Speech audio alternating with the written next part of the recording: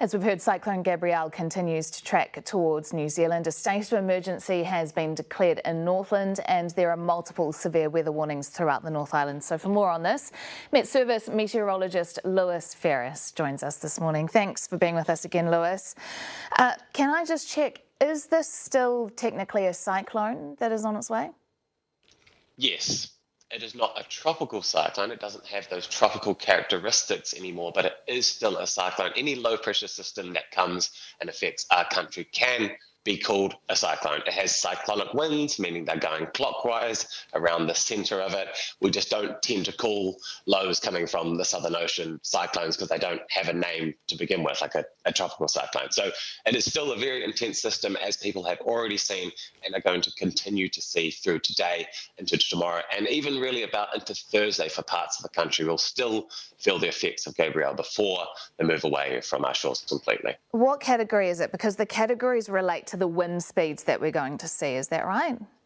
Categories relate to tropical cyclones. So it not being a tropical cyclone anymore, we can't put it under those same categories. But I mean, I've seen people talking about the wind speeds and relating those to the categories. But you can't exactly do that, because when you talk about the categories of tropical cyclones, you're talking about winds completely around the center. So, I mean, we can have big winds here. We can have hurricane force winds, but we wouldn't really say that because it's not related to a cyclonic or a circular low pressure system. So we'll stray away from that one this morning. Yeah, okay. Is it still on path for a direct hit of New Zealand, or is it tracking a little bit further right? In terms of the actual center of the system, it doesn't look like it's going to make landfall, but that doesn't matter. We're still seeing widespread severe weather, really dangerous conditions. Already yesterday, they're going to be even worse for parts of the country today. So we don't need to get so concerned about the center of it passing, because that is more important when it was a tropical cyclone, because a lot of those impacts are so concentrated around the middle. But now that it is a cyclone, a mid-latitude cyclone, that's where we see that severe weather spread hundreds of kilometres away from where the centre of the system actually is. Okay, so for example, the wind speeds that we are seeing now, can you compare that to the wind speeds we will see when the cyclone is kind of more directly above us? Well, just looking at my notes, I've written down a few observations. There's been obs between 140 and 160 kilometres an hour for gusts. And I think throughout today, we can still see those types of speeds in some of our stations around the country. Those are from more exposed ones. For a reference point, Auckland Harbour Bridge got up to about 115 kilometres an hour for wind. And we would expect that sort of wind to become a little bit more widespread around, especially Auckland and other parts of the upper North Island throughout today. So if it was a rough day yesterday, you are in for another one today, but that is the end in sight. You just need to get through a couple more days and things will start to ease off. Okay, but so are you saying that it is going to get worse than what it was yesterday in terms of the wind speeds, or will it be the same? If you got hit yesterday, you'll get hit again today?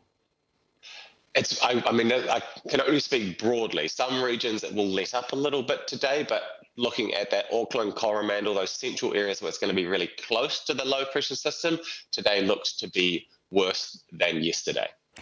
Did what was predicted to hit yesterday eventuate in terms of both rain and wind gusts?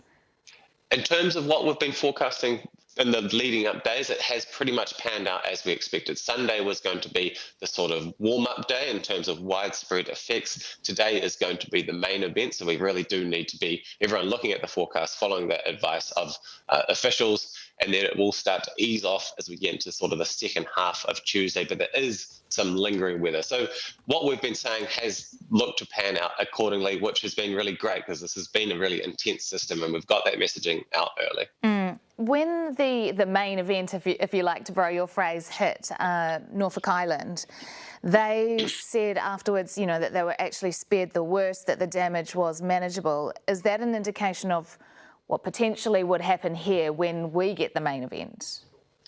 For Norfolk Island being such a small area and the system still being, oh no, it wasn't tropical cyclone at the time, for it being quite, the area being quite small and the intensity of the system being relatively localized, it wouldn't exactly give us a good idea of what we would see here, because we are, of course, a bigger landmass with a more densely populated area.